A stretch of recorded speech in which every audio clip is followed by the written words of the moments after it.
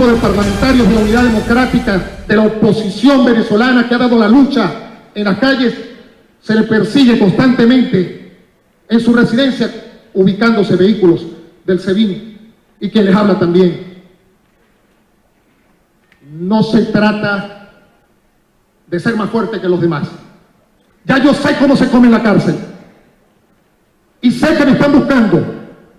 Y alerto a los compañeros por si algo me pasa, porque la lucha que estamos dando es la lucha de los blancos, de los amarillos, de los azules, de los anaranjados, que en definitiva es la lucha de los que nos colocaron aquí a los 112 diputados, un pueblo que exige lo que hizo Antonio Ledesma en estos días, lograr lo que algunos no han logrado, porque han tenido mala suerte, no porque lo hagan de corazón, porque sé que lo hacen con corazón de patria, pero por lo menos logró burlar 29 alcabalas, llegó a Colombia y hoy está siendo recibido en el Congreso de España. Fue recibido con aplausos y estaba el presidente de España también. En este momento debe estar interviniendo el alcalde metropolitano, porque aquí en Venezuela se requiere que la gente que está indignada, que está en la calle, que está pasando hambre, que se está muriendo en los hospitales, necesitaban por lo menos que algún líder lograra y ofreciese una victoria. Ese fue Antonio Ledesma, en nombre de todos nosotros, que pudo cruzar las fronteras de Venezuela y que no se va a dar gran vida en Madrid, sino que va a hablar en nombre de los presos, perseguidos y exiliados políticos y la gente que ha pasado y sigue pasando hambre en Venezuela. Ya paren de estar allanando las casas, las moradas de los venezolanos. ¿Por qué no allanan a José Vicente Rangel, expresidente de la República, que dijo lo mismo que dice el Juan Bimba, el venezolano de a pie, que la gente está jodida, pasando hambre, pasando vicisitudes? ¿Por qué no lo allanan? Y allanan las moradas de gente humilde, de gente trabajadora, que lo único que quiere es buscar la unidad, el respeto, y que en este país quepamos todos, incluyendo aquellos que están en la acera de frente, nuestros verdaderos adversarios. Porque aquí, en nuestros 112 diputados, no hay adversarios. Tenemos diferencias en el estilo y diferencias en algunas cosas, pero tenemos más encuentros. Y no puedo dejar por último señalar también a una mujer, porque a la mujer ni con el pétalo de una rosa, a María Corina Machado, que estuvo sentada a nosotros aquí, a nuestro lado, con su propio estilo, por supuesto, como lo tienen otras mujeres que están en el partido de gobierno, y que sabemos todos los que estamos aquí, que nuestra lucha, que hemos dado en 19 años, no en los últimos tiempos, tiene que ir hoy, que se celebra el Día del Estudiante, en nombre de los que han caído, presidente, en las calles y urbanizaciones de Venezuela.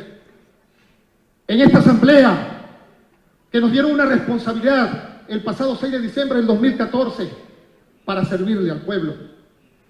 Contemos con todos nosotros y sigamos en la lucha por la victoria.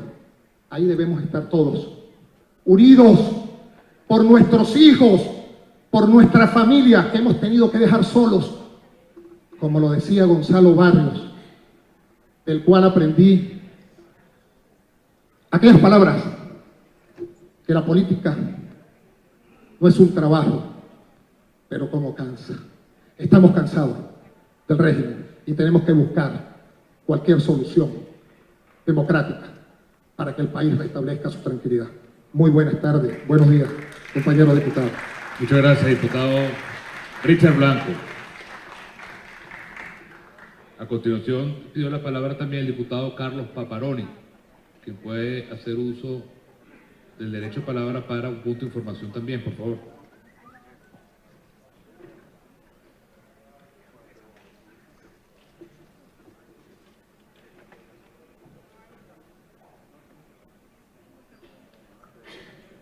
Bueno, presidente, el día de hoy pedía el punto de información no solamente para discutir a la Cámara, sino que hoy los venezolanos vemos una acción más.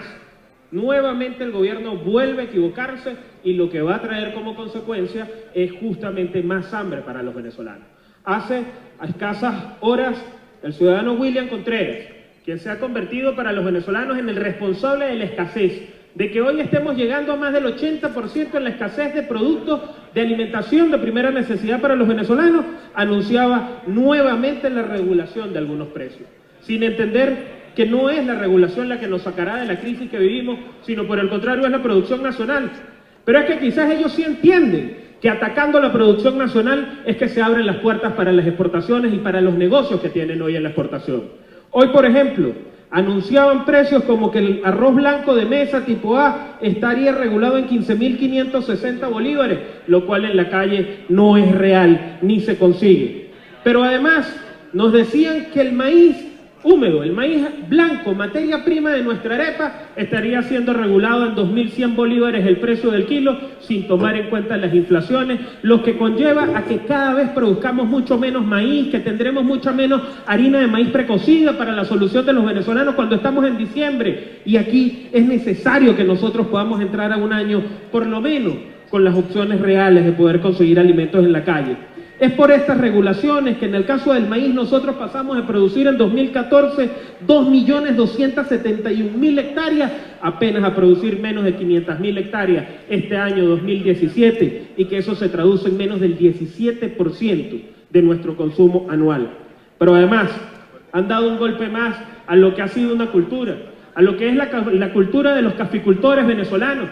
Hoy el gobierno nacional, el señor William Contreras, al lado por supuesto del piloto Wilmar Castro Soteldo, acaban de decirnos a los productores de café venezolano que el precio del café tipo A, del mejor café del mundo, del mejor café arábico del mundo que producimos aquí en Venezuela, estará regulado en 559.000 bolívares.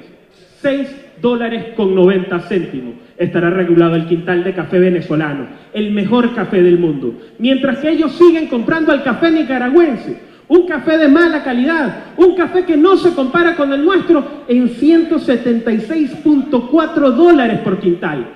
¿Cómo podemos llamar nosotros a un gobierno que le paga a productores nicaragüenses 25 veces más que a los productores venezolanos?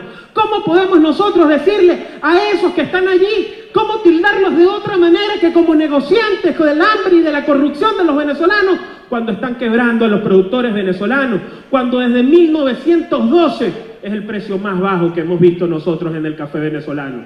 ¿Cuándo pasó? ¿Desde cuándo nuestro café dejó de estar valorado o cotizado en la Bolsa de Valores de Nueva York a simplemente tener a un William Contreras y a un Wilmar Castro Soteldo que ponen los precios que a ellos les benefician para seguir con los negocios de la importación? Esto lo que traerá es mucha más hambre para 2018. Lamentablemente, hoy lo que estamos viendo es la política del hambre, la política de la corrupción de un gobierno nacional que lo único que se ha centrado es en acabar con lo hecho en Venezuela. Muchas gracias, señor presidente. Muchas gracias, diputado Carlos Paparoni. Verdaderamente impresionante, diputado Paparoni, la cifra que da de cómo se destruye y se castiga al productor venezolano de café. En cambio, al productor nicaragüense se le paga 25 veces más para generar café en Nicaragua, con empleo nicaragüense, con toda la trama de corrupción, mientras se destruye el empleo en Venezuela. Muy importante su información para la Cámara en este sentido. Yo quiero dar dos informaciones también muy rápidas. En primer lugar, una relacionada con una noticia de esta semana, y es el hecho que la Organización Internacional del Trabajo, la OIT, aprobó el hecho de que tiene que venir a Venezuela una misión de altísimo nivel para ver todo lo relacionado con los derechos económicos y los derechos de los trabajadores y de los sectores productivos. Nosotros estamos solicitando que esta misión de altísimo nivel de la Organización Internacional del Trabajo, de la OIT, pueda tener una reunión con el Parlamento venezolano, y esta es una de las pocas oportunidades en la historia de la OIT que se llega a una decisión tan clara con un país, y eso tiene una importancia enorme porque es otro foro internacional donde se está dejando claro la violación de los derechos humanos en el caso del sector productivo y el sector de los trabajadores. En segundo lugar, quería informar, me pasa el jefe de fracción, Stalin González, quien fue comisionado por esta plenaria para los trabajos relacionados a el acuerdo que va a ser presentado el próximo martes, en la sesión del próximo martes 28, sobre lo que son las consultas sobre el tema de la negociación. Y allí se va a dar la aprobación final de lo que sería una posición recogida por los distintos sectores. Ayer hubo una reunión con el sector laboral, el día de hoy, donde estuvieron los trabajadores del sector sindical. Luego, el día de hoy, a las 8 de la mañana, hubo una reunión con el sector salud. Mañana habrá una reunión con el sector de todas las academias.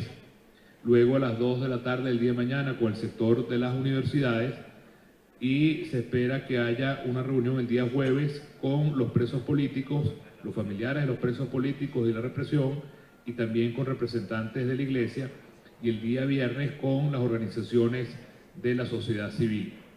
El día lunes habrá una reunión con Fedecámaras, con Secomercio y los sectores productivos.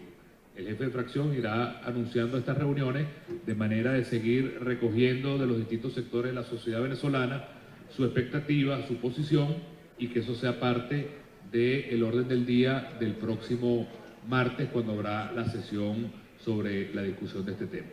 Bueno, dicho esto, le quisiera pedir entonces al ciudadano secretario que nos informe sobre el primer punto del día, por favor. Primer punto, debate sobre la grave situación de salud del país con la reaparición de enfermedades como la malaria, la difteria y la escabiosis. Bueno, muchas gracias. En este primer punto dramático, difícil, y que hemos visto la situación en diferentes partes del país, sobre todo en el estado Bolívar, han pedido la palabra el diputado Luis Silva, quien es el que hace la apertura, luego la diputada Olivia Lozano, Américo de Gracia y José Manuel Olivares. La idea es que pueda comenzar el diputado Luis Silva, que pueda hacer uso de la tribuna de oradores. Son 5 minutos por orador. Adelante, diputado Silva.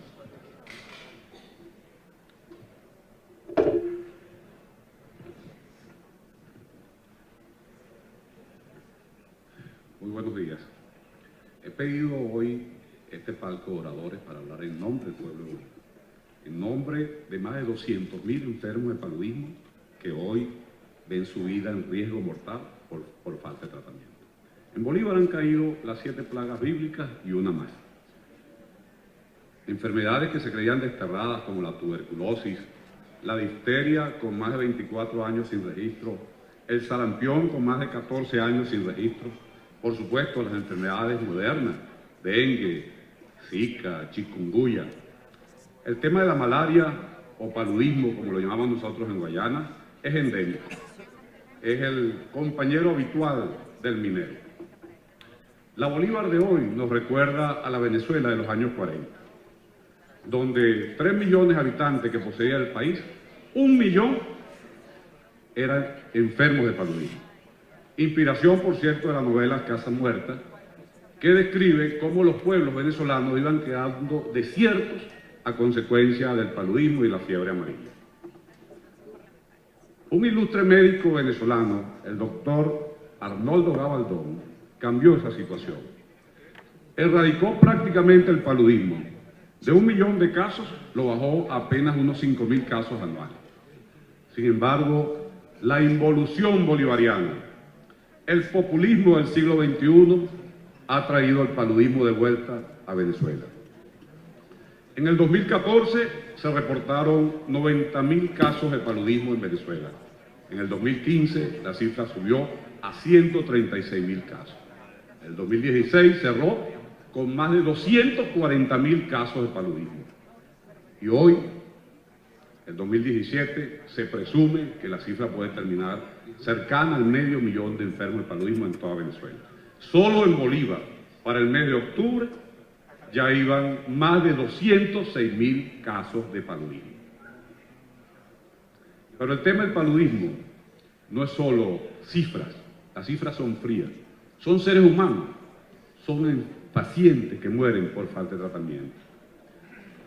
Le presento a la doctora Miki Mujica. Esta joven médico venezolana con esfuerzo y sacrificio, culmina su carrera.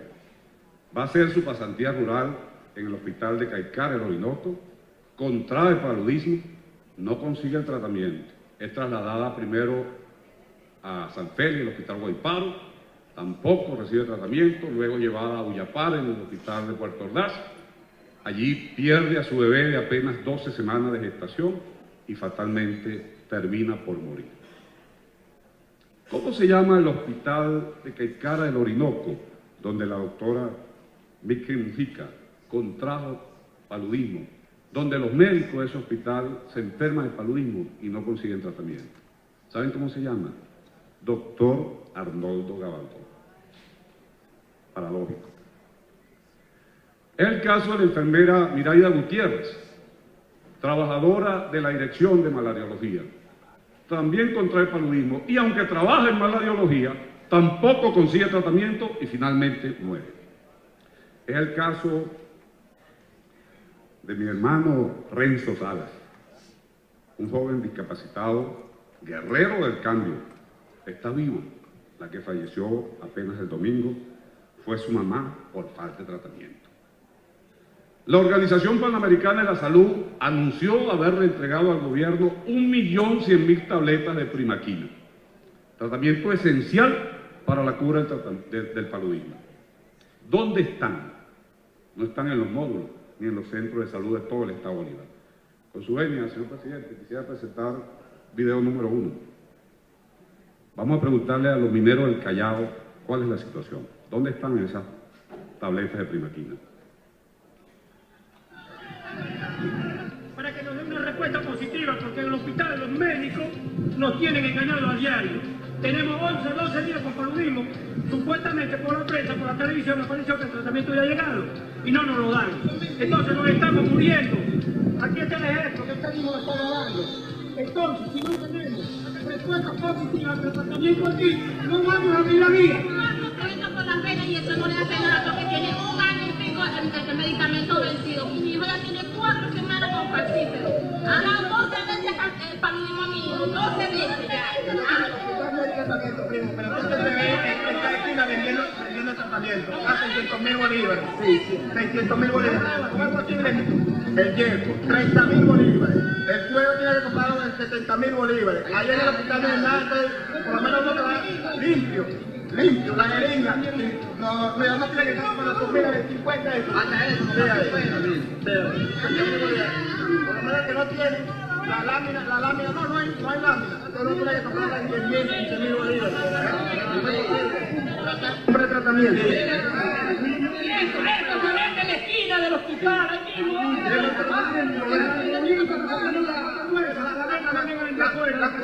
La cosita que esto no vale nada a 5.000 bolívares. Allá adentro no hay, pero aquí afuera hay.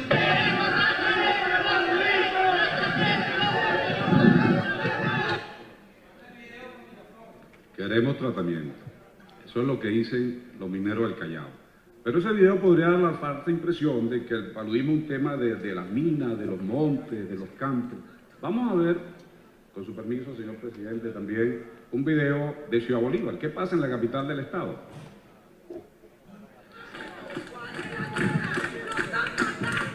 ¡Nos están asesinando sin darnos el tratamiento! ¿Cómo es posible eso? Entonces,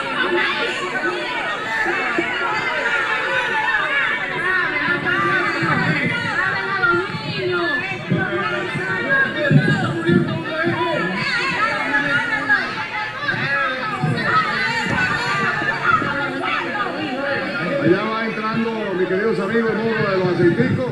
En este momento viene entrando una señora mayor de edad, como se observa en la pantalla.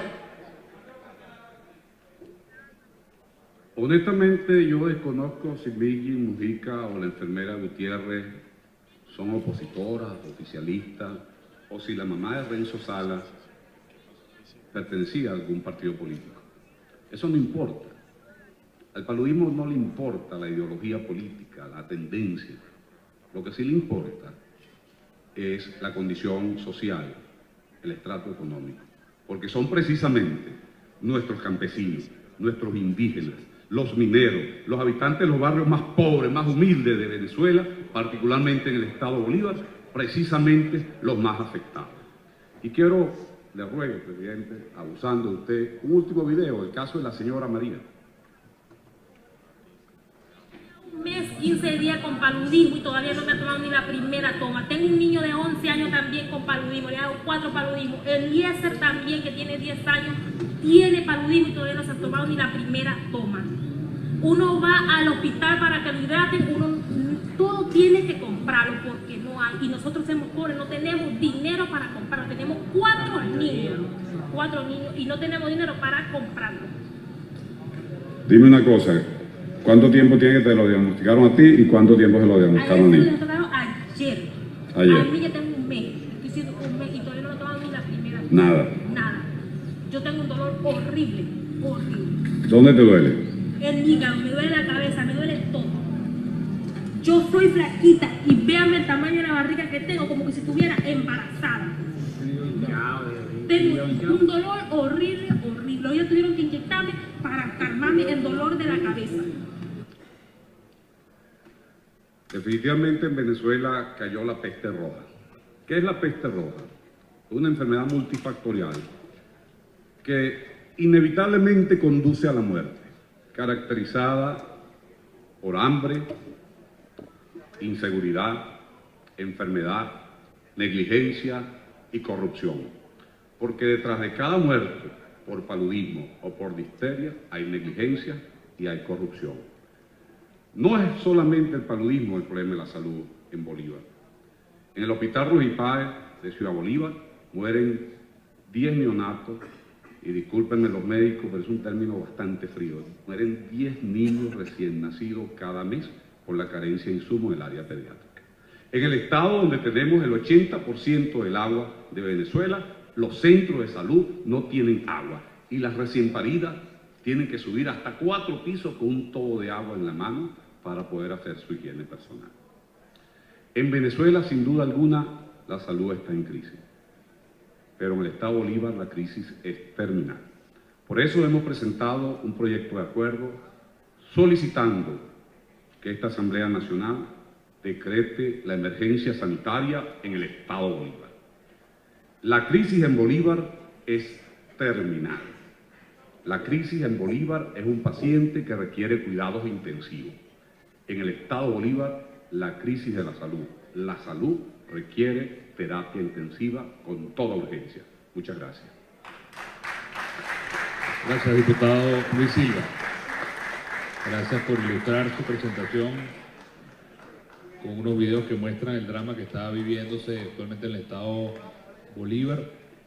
Y vamos a darle la palabra a continuación a otra parlamentaria del estado Bolívar, a la diputada Olivia Lozano, quien puede hablar de su puesto de la tribuna de oradores como lo desea.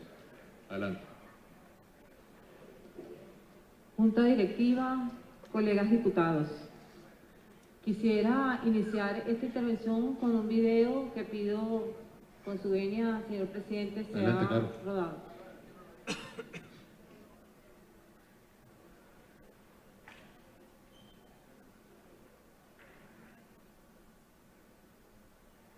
Estas imágenes que ustedes van a ver, como las que pasó nuestro colega diputado Luis Silva, no son producto de una catástrofe natural, no son producto de un terremoto, no son producto de una guerra, son producto de la ineficacia, la ineficiencia, la desidia y la corrupción de este régimen.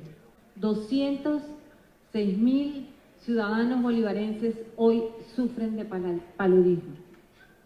206.000 personas, ciudadanos, hermanos de nuestro país hoy sufren de paludismo. No es mentira, así están todas las calles de Bolívar, frente a todos los módulos, por miles de pacientes que reclaman hoy tratamiento.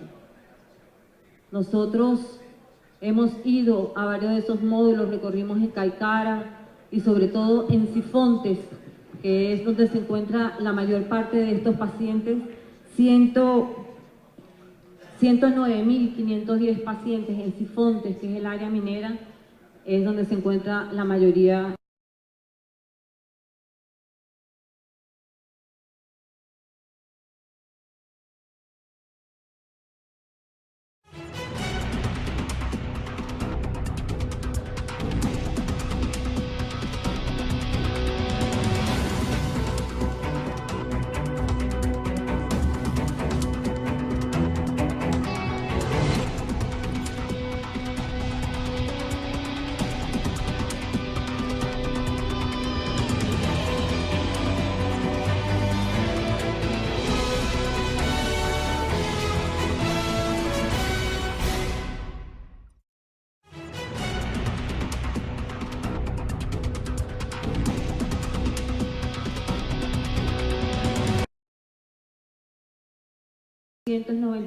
personas, en Angostura 9.260 personas, en Sucre 11.867 personas, en Piar 5.276 personas, en Padrechén 372 personas, en Rocio 677 personas, en el Callao 30.756 personas, en Cedeño 10.032 personas, en Sifontes 109.032 personas, 100.000 personas.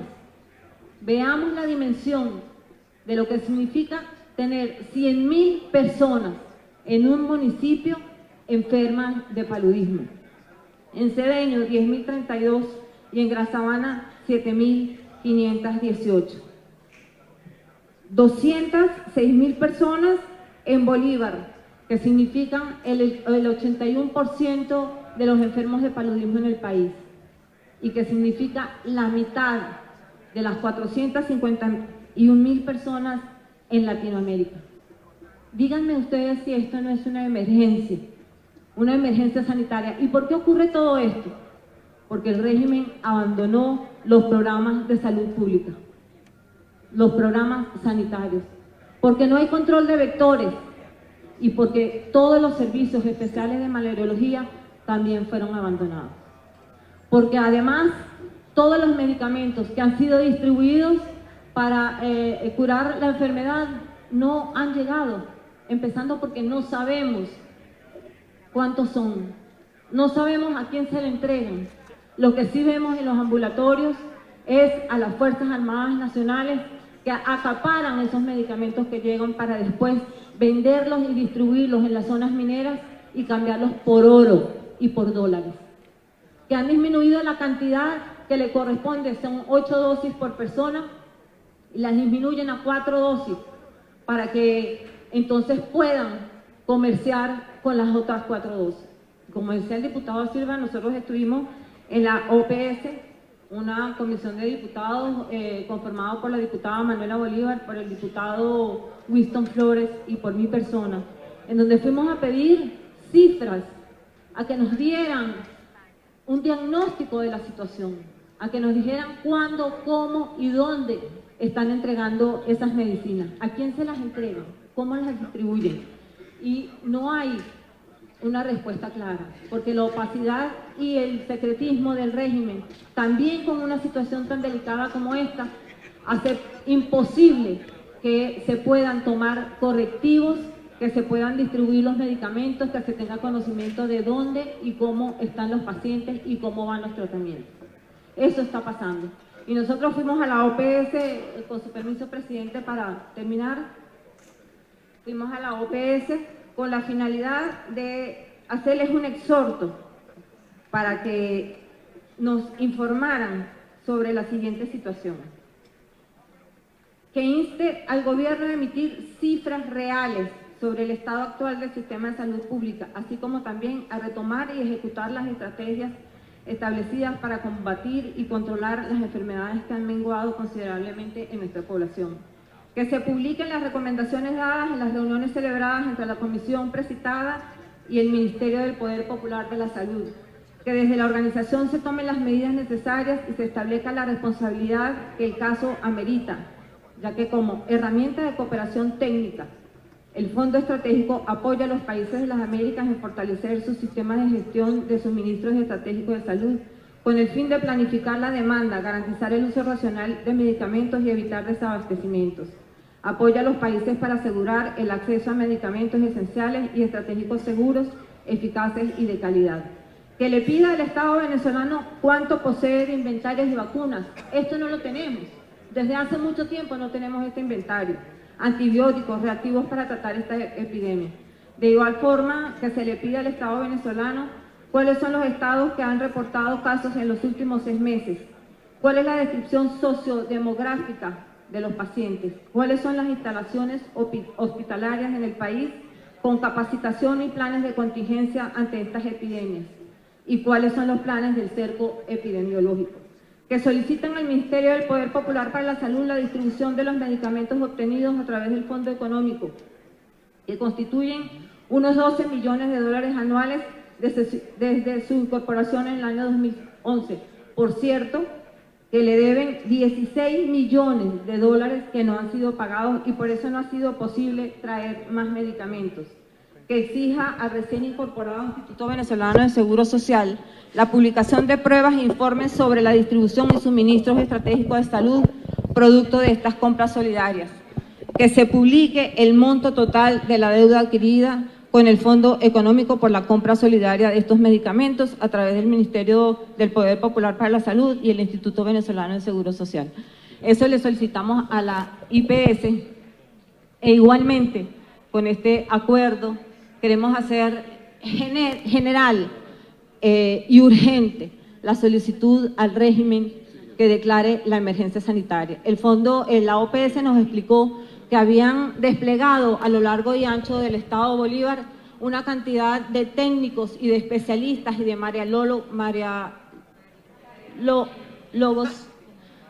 especialistas de mariología para lograr que se tuviera un control sobre la distribución de los medicamentos. Sin embargo, ha sido imposible. Y ha sido imposible porque, repito, el acaparamiento de las medicinas de la Fuerza Armada Nacional y de los paramilitares colectivos impiden el trabajo de los técnicos especialistas por la OPS.